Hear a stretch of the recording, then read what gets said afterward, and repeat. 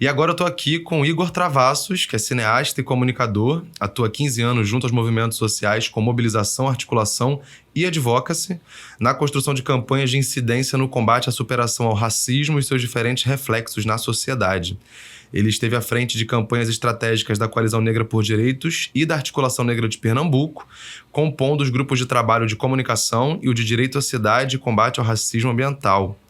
Hoje, o Igor coordena a Frente de Justiça Climática do Greenpeace Brasil, que tem direcionado esforços e cobrado os tomadores de decisão sobre políticas de prevenção e adaptação às mudanças climáticas e resposta aos eventos climáticos extremos, com participação dos territórios e pessoas mais impactadas pela crise climática. Muito obrigado, Igor, pela tua presença aqui no Planeta A no dia de hoje. Eu que agradeço o convite, muito bom estar aqui trocando, enfim, dialogando sobre esse grande desafio que a gente tem vivido, que é a crise climática e como a gente pode enfrentá-lo. A primeira pergunta que eu quero te fazer é: a crise climática é um fenômeno global, planetária, atinge sem tirar nenhum lugar do planeta. Vou fazer de novo essa pergunta. A crise climática é um fenômeno global, que atinge o planeta por inteiro. Tá todo mundo no mesmo barco? Não estamos no mesmo barco. A crise ela pode existir para todo mundo, mas tem gente que está de caiaque, enquanto tem gente que está aí de transatlântico, né? Então, as condições elas são diferentes porque nós vivemos numa situação de desigualdade no mundo todo. Então, tem gente que, de forma... numa alta temperatura, por exemplo, vai ter condição a uma climatização, vai ter condição a comprar um ar-condicionado, por exemplo, e manter esse custo de energia, assim, de forma muito básica, né? E tem gente que não, vai viver ali, vive numa precariedade, não tem condições mínimas para lidar com isso, né? Só trazendo esse exemplo, mas na verdade são exemplos muito mais complexos, na verdade situações muito mais complexas do que essa, né? Porque retoma, a gente vive num estado de desigualdade, né? Se a gente vai olhar para a realidade brasileira, por exemplo, a sociedade brasileira ela é constituída a partir de desigualdades. Na geopolítica internacional, a gente tem um histórico de colonização do norte global, de exploração do norte global, tanto de recursos naturais, como também da exploração da mão de obra, da exploração humana do norte global para o sul global, né? Então, a gente não tem a mesma capacidade de responder, a mesma estrutura de responder, então não estamos no mesmo barco. Queria que você falasse agora um pouco sobre o trabalho que vocês vêm desenvolvendo na frente do Greenpeace. Como é o trabalho? Como é que vocês se articulam? Qual é a prioridade do Greenpeace nesse momento? Queria que você falasse um pouquinho disso. Bom, o Greenpeace é uma organização que no Brasil atua há mais de 30 anos na defesa, na proteção da sociobiodiversidade e faz isso a partir de campanhas de mobilização, de engajamento da população para incidência política, para a cobrança dos tomadores de decisão, né, para essa proteção da sociobiodiversidade. Existe um trabalho reconhecido na proteção dos biomas, no caminho para um desmatamento zero, da não exploração, da não continuidade da exploração do petróleo, né, na mudança da matriz energética, enfim, caminhos que levam, que são de mitigação, né?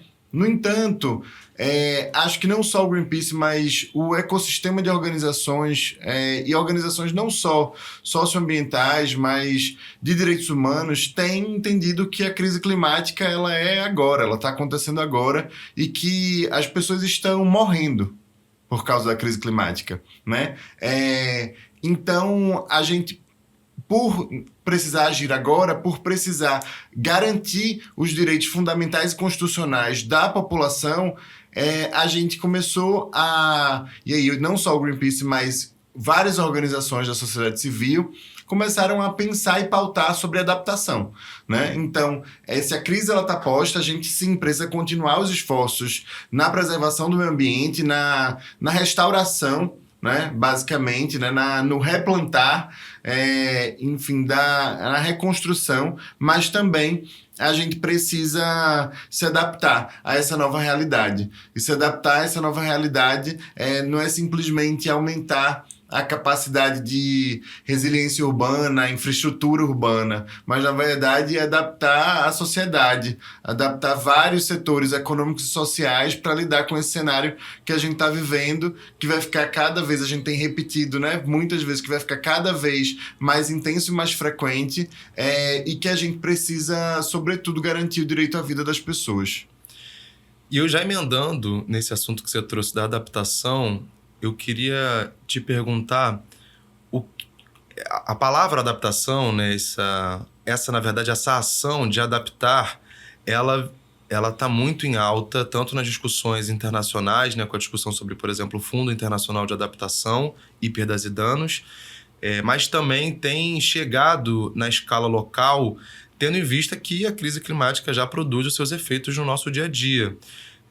Surgiu lá no Rio Grande do Sul, depois das enchentes, a proposta, né, de várias propostas de adaptação, várias iniciativas do governo do estado de adaptação, e algumas muito criticadas pela sociedade. O que eu queria te perguntar é o que a gente está falando, ou o que a gente precisa mobilizar quando fala de adaptação? Que adaptação é essa que a gente precisa construir? Quais são as características dessa adaptação? A crise, ela é global, mas os efeitos, quem sente é local, tá? A gente não tem, a adaptação ela não é receita de bolo. A gente não simplesmente adapta todos os territórios da mesma forma. A gente está falando de territórios, né, de regiões, cidades, que têm características culturais, sociais, geológicas, hidrológicas completamente diferentes, né? Se a gente olha para um país com a dimensão continental que a gente tem como o Brasil, a gente não pode achar que as soluções que vão ser desenvolvidas para o Rio Grande do Sul, para Porto Alegre, por exemplo, se a gente vai olhar para o próprio estado do Rio Grande do Sul, as soluções que vão ser desenvolvidas para Porto Alegre já são diferentes para o Vale do Taquari, né? Se a gente vai olhar para a questão do Brasil, a gente não pode achar que as soluções para Porto Alegre vão ser as mesmas para o Rio de Janeiro, vão ser as mesmas para São Paulo, para Recife ou para Belém. Enfim, cada território ele tem sua composição, sua constituição, né? Então a gente precisa justamente considerar isso e considerar as pessoas que estão sendo mais impactadas, né? Então a gente, quando fala sobre as pessoas, elas estão sendo impactadas de forma desigual, mas esse convívio com esses impactos desiguais, eles também não é de agora, né? Então, essas populações que são mais impactadas, elas não estão sendo mais impactadas agora, elas já vêm sendo mais impactadas há muito tempo.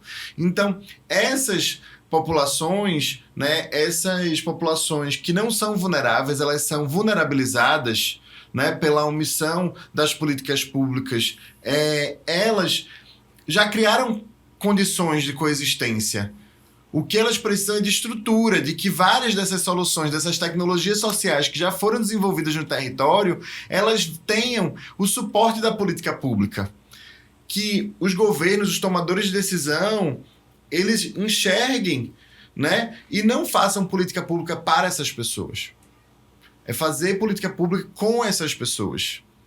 Para e por essas pessoas, né, e esses territórios. Então, o que a gente tem pautado é que, como a adaptação não é receita de bolo, a gente precisa que a adaptação ela seja pensada, ela seja construída com quem mais é impactado e que já detém em várias as soluções para convívio, para adaptação, inclusive porque várias dessas experiências a gente está falando de um território que ele é continental e várias dessas experiências elas podem sim servir para outros territórios. E o que a gente precisa justamente é que esse conhecimento que é desenvolvido, ele também seja, a política pública absorva esse conhecimento para que ele possa entender onde que ele pode ser replicado. Essa solução que foi desenvolvida, por exemplo, né, que eu tenho falado bastante. A gente tem um programa de desenvolvimento social que, na verdade, é o maior programa. Do que eu tenho, do que a gente tem olhado, pesquisado, é o maior programa de adaptação do mundo, que é o programa de Cisternas. É um programa de desenvolvimento social que foi construído, né, a partir de organizações da sociedade civil, né, para a convivência no semiárido, com a escassez hídrica, e que isso, na verdade, se a gente olha, a escassez hídrica é um efeito das mudanças climáticas e tem se intensificado também a partir das mudanças climáticas. E aí essa tecnologia que foi implementada inicialmente para o semiárido brasileiro, ela pode hoje, a gente está lidando com uma seca na região norte. Né? Ano passado a gente teve a maior seca histórica da região norte e agora, em 2024, a gente está aí prestes a ter mais um recorde, mais uma seca histórica. Hoje, os índices comparados ao do ano passado já são superiores, né? Os índices do rio, no caso o rio já está mais baixo em vários rios da bacia amazônica do que essa mesma época do ano, no ano passado. Então a gente já está aí enfrentando um cenário de escassez hídrica no norte do país, uma região que nunca enfrentou isso e que hoje a gente tem que pensar. E aí, então, a partir do momento que a política pública já tem essa tecnologia social no seu cerne, no seu conhecimento, a gente agora vai fazer o quê? Também fazer esse intercâmbio, né? Então, entender o que é que funciona numa região que pode funcionar em outra. Mas tem lugares que não vai funcionar, porque é isso, a gente não é uma receita de bolo. Assim como a gente cria expertise e melhora a política pública, o poder público, né? Então, a capacidade dos governos de lidar com a crise climática, a gente também cuida das pessoas, porque a gente está resolvendo os problemas, né? Então, o que a gente precisa é justamente ter um olhar mais atento para a participação social, para a participação das pessoas que são mais impactadas, porque o que a gente está vendo hoje, basicamente, é que as consultorias, as soluções que são propostas de adaptação, elas estão sendo feitas nas áreas nobres das cidades, pensando e olhando para a periferia, né? Estão ali seus consultores, às vezes nem no Brasil estão, são consultorias europeias que estão olhando para esses territórios e desenvolvendo o que seriam tecnologias para esses territórios, mas que a gente nem sabe se são eficazes. O que a gente sabe que é eficaz é o que está sendo desenvolvido e está sendo implementado por quem está sentindo a crise na pele. A gente falou sobre as desigualdades dessa crise e como essa crise impacta de maneira diferente territórios diferentes. Então, eu queria que a gente agora conversasse sobre um termo que é muito utilizado quando se noticia esses eventos climáticos extremos, que é o desastre natural. Existe, de fato, desastre natural? Esses fenômenos, eles podem ser considerados desastres naturais? Olha, eu acho que a gente precisa desnaturalizar os desastres. Porque se eles acontecem, como acontecem no âmbito do desastre, é justamente pela falta de estrutura de políticas públicas destinadas para estruturar aqueles territórios, né? Porque o que a gente mais vê, por exemplo, é numa mesma cidade recebendo a mesma quantidade, mesmos milímetros, né, pluviometria de chuva, por exemplo, e os efeitos são completamente diferentes, né? Então, o orçamento público que é destinado para áreas nobres das cidades, né, para fazer macro e microdrenagem, por exemplo, é completamente do que é destinado para as periferias, né? Então, quando a gente vai falar, e por que a gente fala muitas vezes sobre racismo ambiental, é justamente porque quando a gente vai olhar sobre onde o poder público age, onde o poder público estrutura, prepara e cria, né, resiliência urbana, é justamente nos lugares onde as populações negras não estão.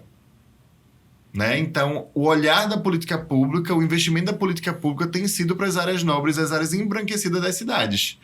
A gente teve recentemente, né, no Rio Grande do Sul, e quando a gente vai a chuvas, as enchentes, as fortes enchentes, e quando a gente vai olhar para as áreas em que houveram mais, as áreas mais afetadas, e que a gente faz a sobreposição com as áreas mais empobrecidas e mais negras, há quase que uma sobreposição desses mapas, né? Então, as áreas mais impactadas, em que a população foi mais afetada, também as áreas mais enegrecidas e empobrecidas das cidades, né? Então, isso é um padrão que se repete. Se a gente vai olhar para os eventos extremos, os históricos de eventos extremos que a gente vê no Brasil, a gente vê sempre que os maiores impactos, quem morre tem uma cor, tem um CEP, né? E essa cor e essa localização são sempre pessoas negras ou indígenas em contexto urbano, né? Falando especificamente dos centros urbanos, né? E estão nas periferias. Então, quando a gente fala sobre desastre natural, a gente sim pode falar sobre fenômenos tipo, naturais, né? Então, eventos extremos. Primeiro que a gente tem que falar que a mudança do clima ela está sendo, ela é fruto de intervenção humana. Ou seja, até a chuva, que é um fenômeno natural, entre aspas, né? O fato de cair água do céu é um fenômeno natural. Sim. Mas a ação humana tem provocado, tem feito com que essa água que cai do céu seja mais intensa e seja mais frequente. Ou seja, até essa chuva que cai, ela não é natural, né? Ela tá saindo do padrão normal, que seria normal. Então, até a época do ano, né? A sazonalidade dela. Então, se a gente tem que... no inverno, né? Outono e inverno era onde deveria estar ali concentrando ou baixas temperaturas ou índices pluviométricos de chuva maiores, na verdade esse padrão ele quase que não existe mais. A gente, na verdade, vê no inverno ondas de calor fortíssimas e chuvas imensas no verão, né? Então, até a causa desses eventos climatológicos que deveriam ser, que são normais, são naturais, na verdade, mas eles estão sendo justamente agora anomalias, né? Estão acontecendo quando não deveriam acontecer e numa proporção muito mais intensa do que deveria, ou muito mais escasso também, né? Porque se a gente vai pegar, por exemplo, essa situação da seca na região amazônica, é porque a gente não está tendo índice de chuva como deveria ter, né? E isso aí tem consequência direta com altas emissões de CO2 na atmosfera, com o desmatamento, né? Com a intervenção humana, né? Então, sim, a gente está causando isso. Esses desastres não são naturais pelo simples fato de que a gente vê essa disparidade do investimento, da atenção, da política pública com os territórios, né? Então, eu até, curiosamente, né, olhei com atenção para isso, porque eu sou da região metropolitana do Recife e a área, por exemplo, que é mais impactada quando tem fortes chuvas são as áreas de morro, né? Que são as áreas periféricas no Recife, por exemplo, né? Na região metropolitana do Recife. Lá em Porto Alegre, eu parei para olhar assim, no Rio Grande do Sul, as áreas mais estruturadas e ocupadas pela classe mais rica, enfim, da cidade, são as áreas de morro. As áreas mais altas são ocupadas pelos mais ricos. E tem estrutura, sabe? Tem grandes mansões, grandes empreendimentos imobiliários, né? Tem ruas, né? Urbanização, tem esgotamento sanitário adequado, tem microdrenagem. Então você realmente vê, o desafio não é geológico ou hidrológico. O desafio é de onde vai o dinheiro público, né? Então, isso é vontade política. Então, o desastre natural já não é tão natural assim. Na verdade, é um desastre político. Esse desastre da crise climática ele é socialmente construído, né? A partir de ações do poder público de alocação de recursos em determinadas áreas da cidade e não em outras, e das inações do poder público de promover ações de adaptação para esses territórios que estão mais vulnerabilizados, né? E isso tudo me faz refletir, essa conversa toda que a gente está tendo me faz refletir que a crise climática ela é um vetor de potencializar as desigualdades que já existem na nossa sociedade, né? A chuva, quando cai do céu, encontra uma sociedade desigual e potencializa essas desigualdades. Por uma série de por um conjunto de fatores que a gente pode estar falando, né? Saneamento básico, a localidade onde está a residência, a drenagem daquele bairro, né? A relação daquele bairro, se ele está perto de corpo hídrico ou se ele não está perto de corpo hídrico. Enfim, uma série de fatores que estão muito relacionados à terra também, né? A ocupação da terra urbana. Bom, recentemente aconteceu o lançamento da Rede de Adaptação Antirracista em Pernambuco, né? E eu queria que você dissesse pra gente o que é essa rede e por que a gente precisa de uma adaptação antirracista. Então, Bruno, quando a gente fala sobre as populações que são atingidas de forma desigual pelas mudanças climáticas, né, esses efeitos desiguais que são impulsionados pela mudança do clima, a gente tem que olhar o porquê. E o porquê disso está justamente ligado à desigualdade que acontece na formação da sociedade brasileira, do território brasileiro. Então, a gente está falando, primeiro, desde que a colonização por si só. Então, olhar esse território aqui como um território como se fosse de ninguém, quando, na verdade, existiam os povos indígenas aqui, né? Então, essa terra tinha dono, né? Então, e uma propriedade que ela não é uma propriedade capitalista, era propriedade compartilhada, enfim, é a terra como parte da identidade de um povo, né? Então, você já tem a colonização, de uma forma geral, sendo do jeito que ela ainda é hoje esse olhar para a natureza como um produto, né? E também para as pessoas como um produto, né?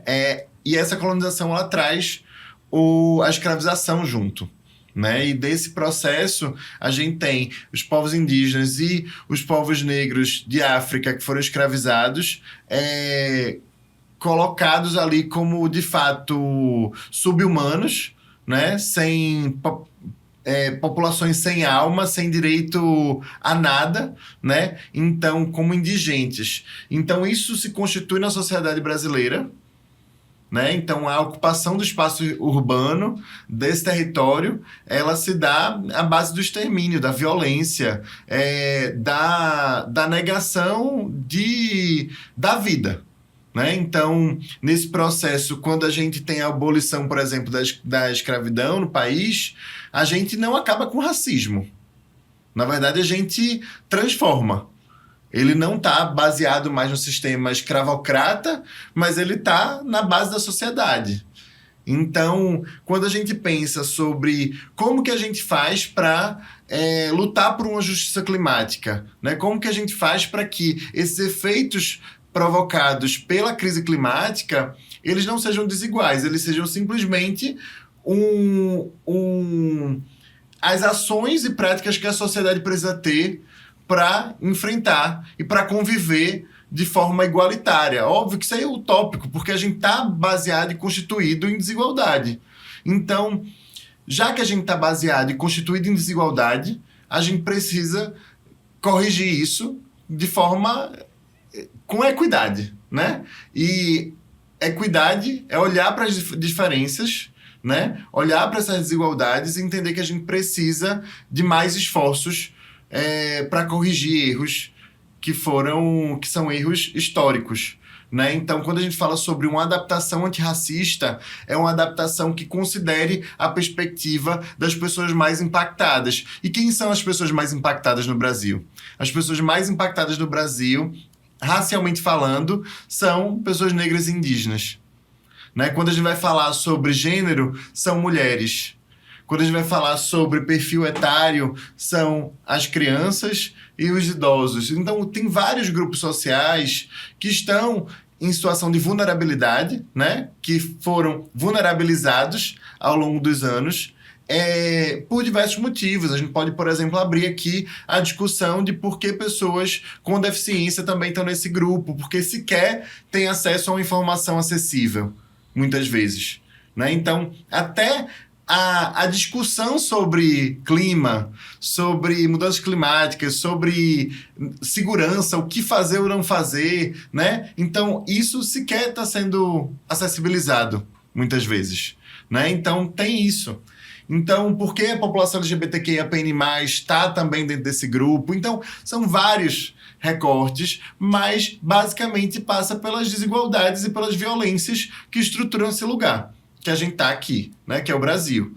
Né? E aí, de forma global, também a gente também pode fazer essa discussão em relação ao Sul e ao Norte global, mas pensar uma adaptação antirracista é corrigir erros para que a gente possa, sim, a partir daí, se adaptar e preparar essa sociedade, né? A gente não pode falar sobre, por exemplo, adaptar um sistema de saúde para lidar com eventos climáticos extremos, né? Então imagina que diante de uma enchente, né, a quantidade de pessoas, milhares de pessoas entram em contato com a água contaminada e esse sistema de saúde ele precisa estar preparado curto, médio e longo prazo para lidar com isso, essa alta demanda que vai surgir. Só que essa alta demanda que vai surgir, ela vai encontrar também um sistema de saúde que já é precário em vários territórios. Então, quando a gente fala sobre adaptação antirracista, é também corrigir erros, lacunas que a gente tem dessa política pública, né? Então, a gente precisa de um sistema estruturado para o básico, para a partir daí a gente também adaptar esse sistema, né? Então, quando a gente fala sobre adaptação antirracista, é trazer a perspectiva dos territórios na parte de diagnóstico, né? Então, quem melhor conhece o território, os problemas, é quem está ali, não é o gestor que está assinando o papel, que está com a caneta na mão do seu gabinete. Quem conhece o território que vive é quem nasceu, cresceu, constituiu uma vida, uma cultura, uma relação de identidade com aquele território e que vai morrer naquele território. Então, é desde o diagnóstico, da construção da política pública. Então, se eu sei quais são os problemas, eu também sei, eu tenho ideia do que é que eu preciso.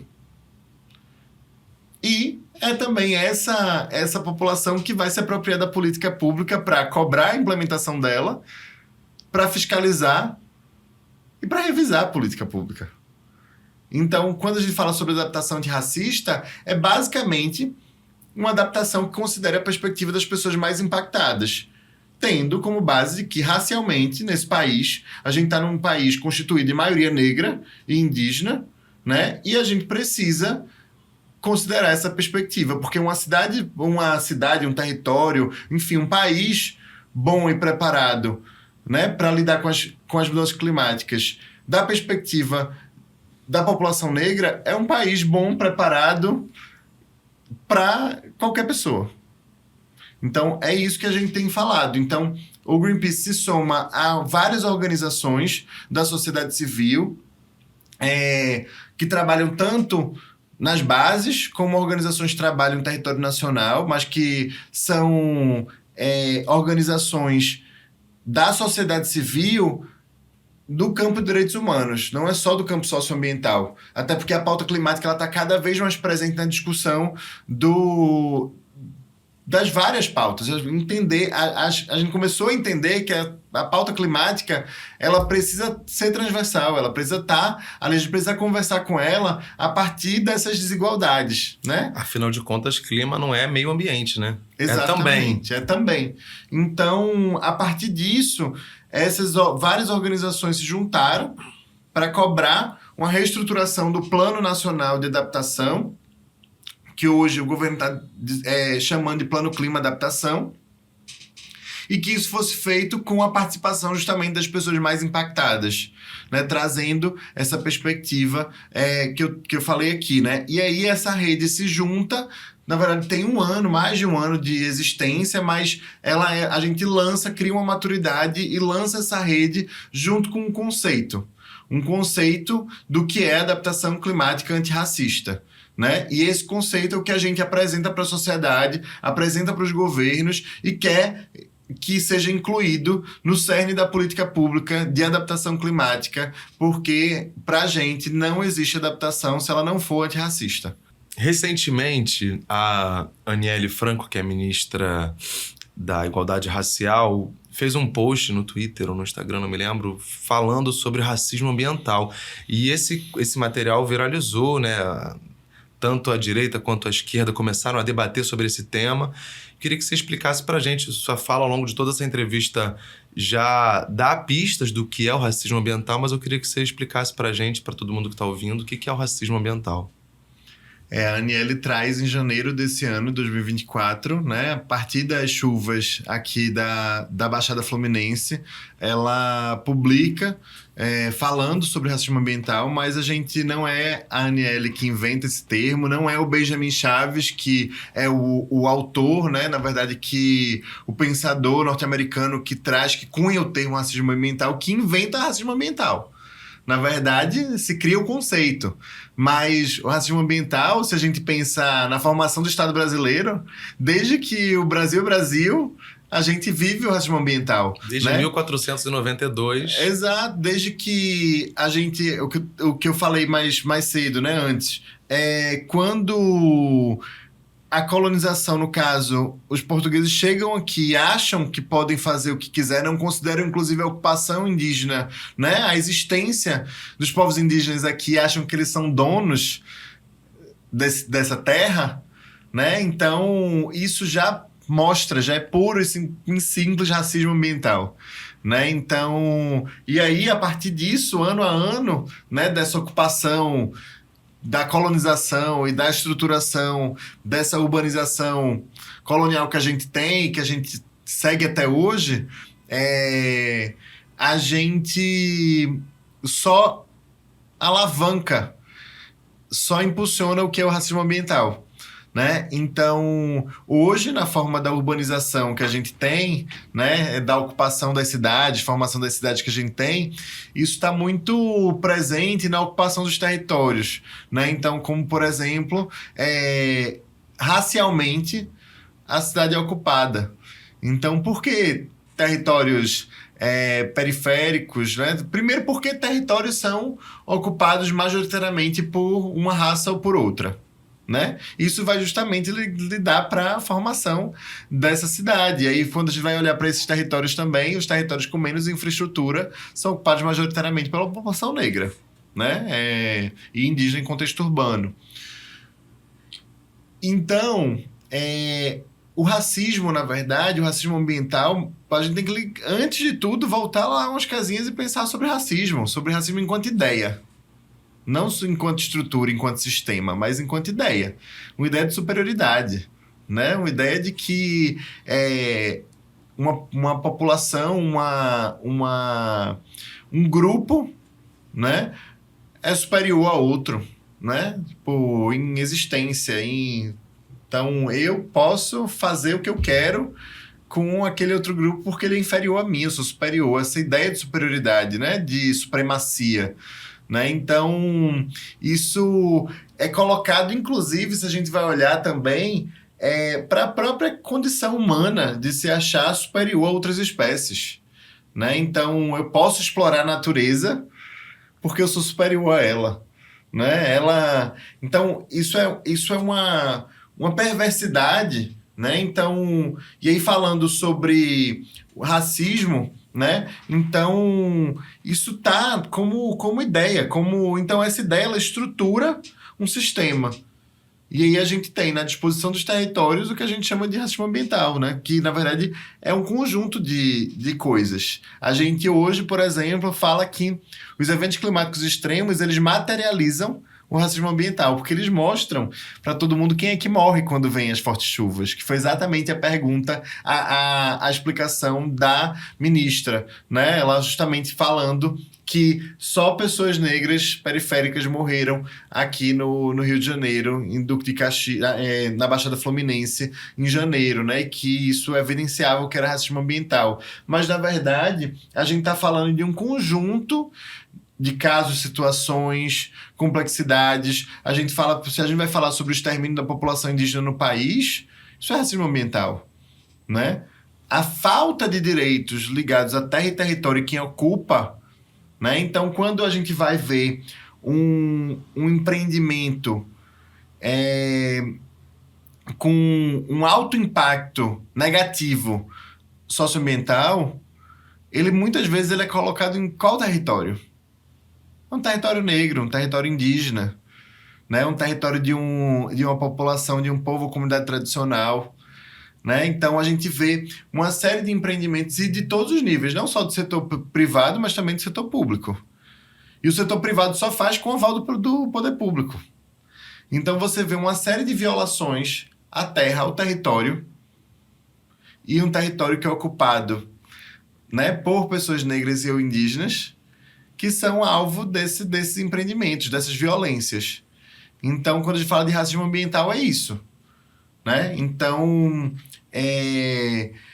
a gente pode falar aqui de tanto dessa falta de estrutura, de investimento nas cidades. Então, a gente lidou, por exemplo, com uma pandemia, né? E aí a gente falava muitas vezes sobre se higienizar, tem uma área separada de casa para higienizar. E aí quando você vê, que casas são essas, gente? Quando a gente vai olhar para, na verdade, a constituição dos imóveis, né? E quem tem acesso a um imóvel grande, um imóvel com circulação, de vento, para que pode se isolar, né? Isolar uma área, a gente não está falando das periferias do país.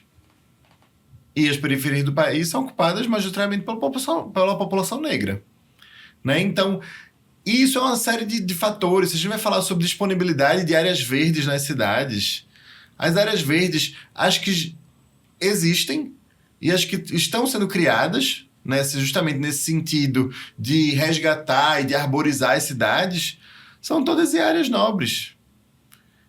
Então, quando você vai olhar para quem sofre com as ondas de calor, são as áreas que não têm acesso às áreas verdes, né? E essas áreas são quais? As periferias. Então, são vários exemplos, casos, que evidenciam racismo ambiental. Onde é que falta água, por exemplo? São as áreas de periferia, né? Onde é que falta o básico de esgoto, de saneamento, né? De água potável, de infraestrutura urbana, né? Isso tudo, de coleta de lixo, são as áreas de periferia, né? E essas áreas de periferia são ocupadas majoritariamente por pessoas negras e não é por acaso. É justamente por um processo histórico, esse processo histórico racista, né? De exclusão, porque, repito, quando a gente acaba com a escravização no país, a gente não acaba com o racismo. Aquela população que antes morava de forma forçada, né, era torturada, sequestrada, enfim, mantida em cativeiro nas senzalas, são colocadas na rua e para onde que vão?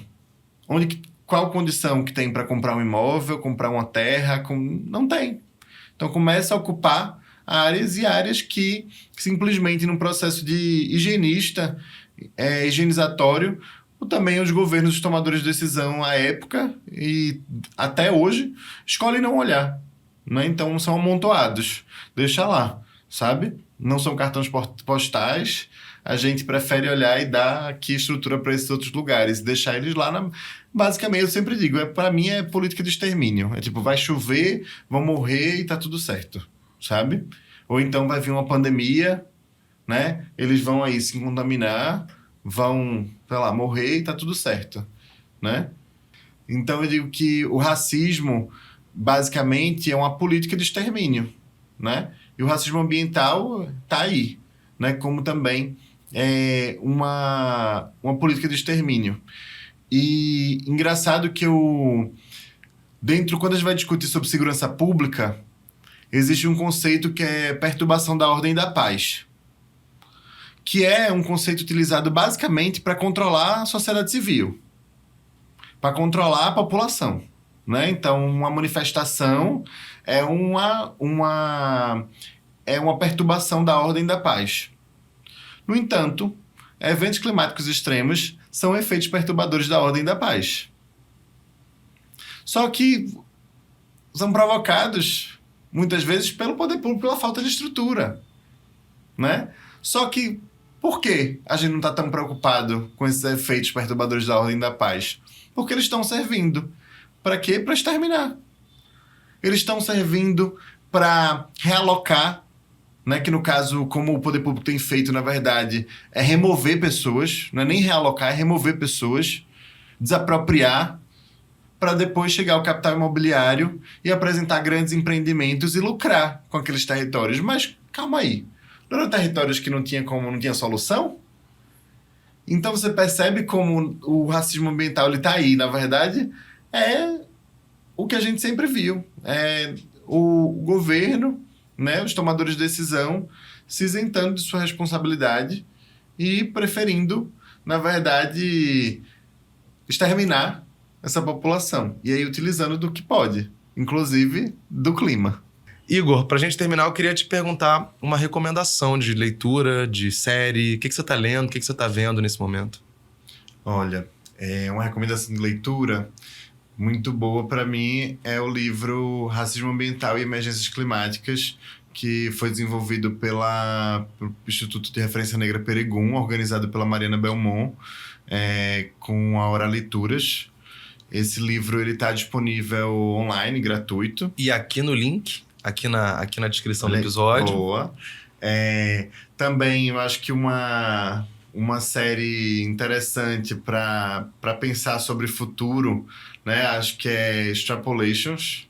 É uma série tá na Apple TV, eu acho, que fala sobre, a partir desse contexto, né, que a gente inclusive vai viver no próximo ano de COP, enfim, mais da Conferência das Partes e futuro, né? O que é que a gente está lidando aí nessas discussões? Acho que é ficção. Então a gente olha para frente nessa ficção, acho que é interessante da gente pensar um pouco. E recomendo assim, uma leitura que eu gosto muito, é O Caminho de Casa, de Aguiase. É um livro que vai geração a geração acompanhando o fruto, na verdade, da separação e dessa, enfim, né, do racismo a partir de duas mulheres de uma mesma comunidade que, a partir do racismo, a partir da colonização, enfim, elas são separadas e tomam rumos diferentes. E aí a gente acompanha, capítulo a capítulo, a geração seguinte, e isso vai até a década de 70 nos Estados Unidos, e é bem interessante da gente entender, né, como o racismo opera em suas diferentes esferas. Né? Não é sobre racismo ambiental, mas é sobre racismo, sobre populações e existências das subjetividades negras também. Então, é isso. Igor, muito obrigado pela sua participação aqui no Planeta A, por destrinchar pra gente quais são as injustiças que as mudanças climáticas agudizam e o que é o racismo ambiental. E se você acha que não existe racismo ambiental, eu recomendo que escute o episódio, que já está disponível em todas as plataformas digitais. E se você sabe o que é o racismo ambiental, vai lá escutar, dá uma moral pra gente e ajuda a compartilhar por toda a rede pra gente difundir essa ideia, fechou? Tamo junto. Obrigado, Igor. Valeu, gente. Escuta aí.